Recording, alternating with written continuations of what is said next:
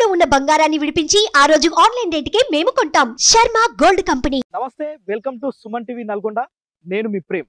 ఈరోజు ఒక విద్యార్థికి సంబంధించిన అంశం మాట్లాడుతున్నా.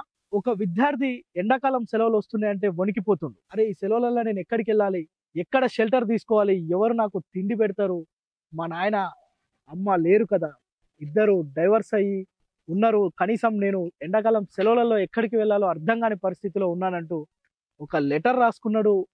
ఇంకొక నెల రోజులైతే ఎగ్జామ్స్, నెల రోజుల తర్వాత నా పరిస్థితి ఏంటనే ఆ ఆవేదనతో వచ్చిన ఒక లెటరే ఇది. ఈ లెటర్ ఎందుకు బయటికి వచ్చింది, ఈ లెటర్ని ఎందుకు రాయాల్సి వచ్చింది, ఈ విద్యార్థి ఎవరు, అంత బాధ ఏముంది, ఇంత లెటర్ రాసుకునే అంత కష్టం ఏముందో మనం ఈరోజు తెలుసుకుందాం. నల్గొండ జిల్లా నకరకల్ పరిధిలోని మూసి దగ్గర మనం ఉన్నాం. మహాత్మా జ్యోతిబా పూలే బీసీ గురుకుల విద్యాలయంలో ఒక 8వ తరగతి చదువుతున్న విద్యార్థి యొక్క బాధతో నిండిన ఈ లెటర్. దీనికి సంబంధించిన పూర్తి వివరాలు మనం తెలుసుకుందాం. ఇప్పుడు పాఠశాలకు వచ్చినాం. అసలు ఆ విద్యార్థి బాధ ఏంటి, ఎలా ఉన్నాడు, ఎలా చదువుతున్నాడు, రేపు ఎక్కడికి వెళ్తాడు, ఆయన ఆలనా పాలన చూసేది ఎవరు, ఇవన్నీ తెలుసుకుందాం రండి.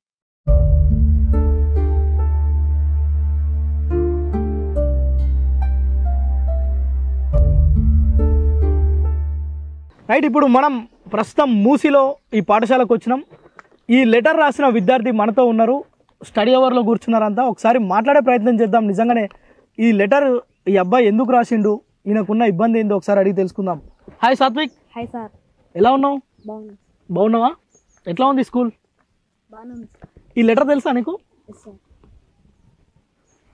నువ్వే రాసినావా? ఎందుకు రాసినావు అది? సమ్మర్ హాలిడేస్ కొద్ది రోజులు ఉండగా ఇంట్లో పరిస్థితి బాగాలేక నేను రాసేసాను. పరిస్థితి బాగాలేదంటే ఏమైంది? మా తల్లి తండ్రి నేను 2 వయసులో ఉన్నప్పుడు విడాకులు తీసుకోవడం జరిగింది.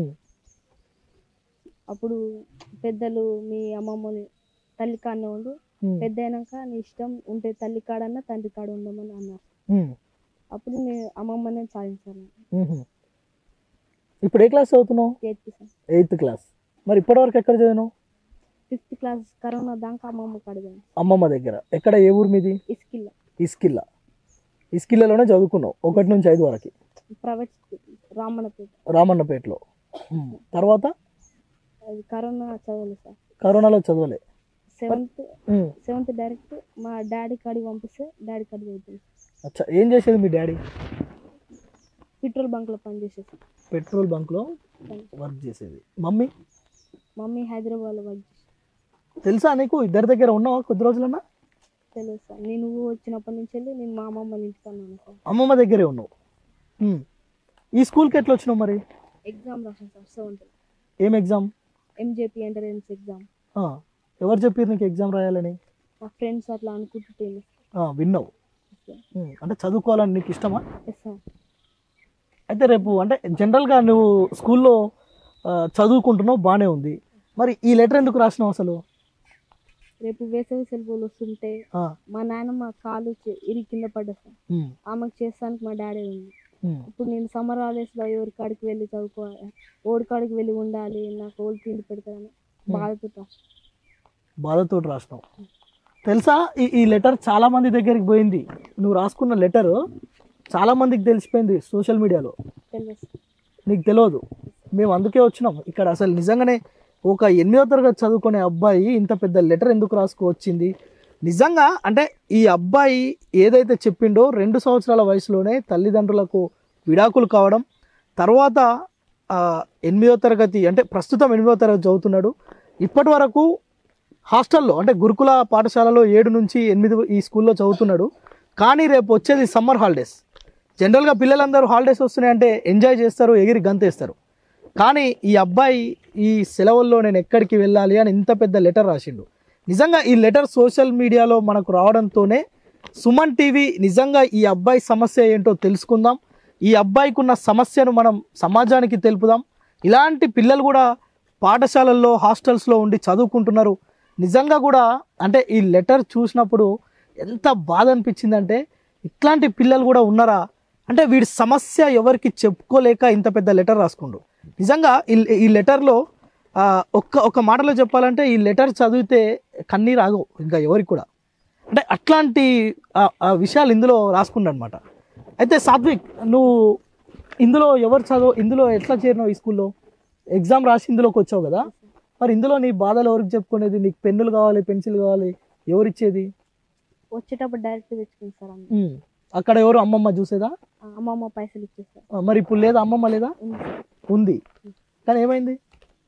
అమ్మ పింఛన్ పైసలతోటి ఆమె ఉంటుంది సార్. చేతులు ఇరిగినాయా? మా నాయనమ్మకి చేతులు ఇరిగినాయి. ఇప్పుడు అమ్మమ్మ దగ్గరికి వెళ్ళాలా? మరి ఎట్లా? నా ఇంటికి వెళ్తాను మా డాడీ కాదు. ఎక్కడ ఉంటాడు డాడీ? ఇంట్లోనే ఉంటుంది సార్. 1 డే బంక్లో పనిచేస్తే 2 days ఇంటికాడ ఉండి నాయనమ్మకి చూసేస్తాను. నాయనమ్మకి డాడీ వండి పెట్టి. డాడీ వండి పెడతాడు. సో ఇప్పుడు నువ్వు పోతే నీకు కూడా డాడీ వండి పెట్టాలి, అంతేనా? నిజంగా అంటే ఈ హాస్టల్కి ఎవరు రారా నిన్ను చూస్తానికి? మమ్మీ కానీ డాడీ కానీ రమ్మంటే రారు సార్. నాకు ఎవరు రారు. దసరా నుంచి సంక్రాంతి దాకా వాళ్ళు రాలి సార్. 2 months 15 days ఒక్కన్నా. ఇప్పుడు వీళ్ళందరికీ సండే పేరెంట్స్ వచ్చి చికెన్లు మటన్లు తీసుకొస్తుంటారు కదా, ఎట్లా అనిపిస్తుంది నీకు అప్పుడు?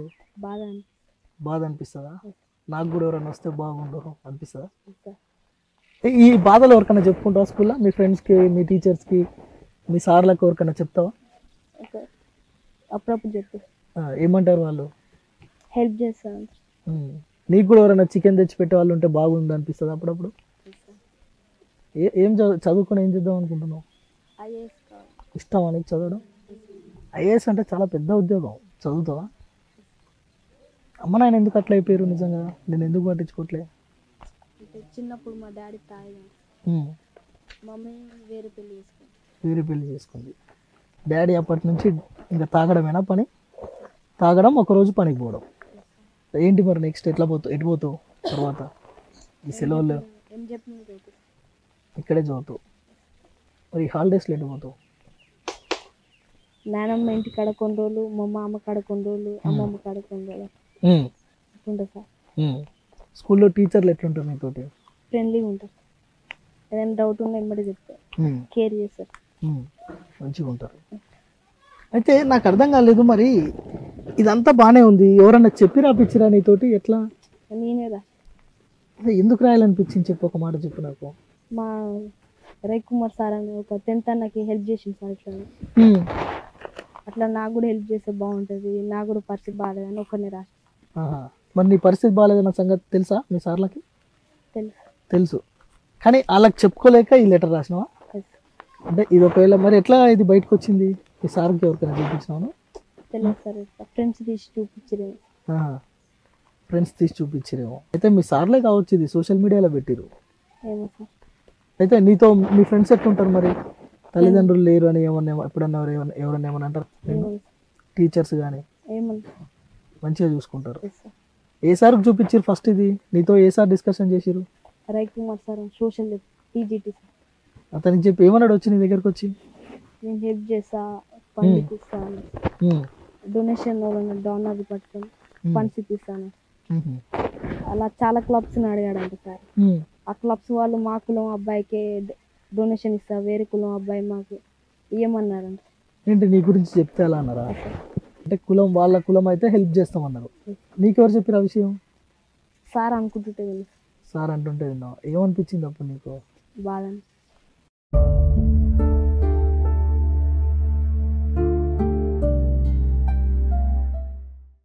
అసలు అందుకోసమనే మనం సుమన్ టీవీ ద్వారా ఇట్లాంటి పిల్లలు ఉన్నారు, ఇంకా చదువు మీద ఆసక్తి ఉన్నవారు, కొంత జీవితంలో ఏదో సాధించాలి కానీ కుటుంబ పరిస్థితులు బాగలేవు, అమ్మ నాయన లేరు, ఉన్నా పట్టించుకునే పరిస్థితులు లేరు అని చెప్పి ఇలాంటి పిల్లలు ఉన్నారని చెప్పే ప్రయత్నమే ఒకటి సుమన్ టీవీ ద్వారా చేస్తున్నాం.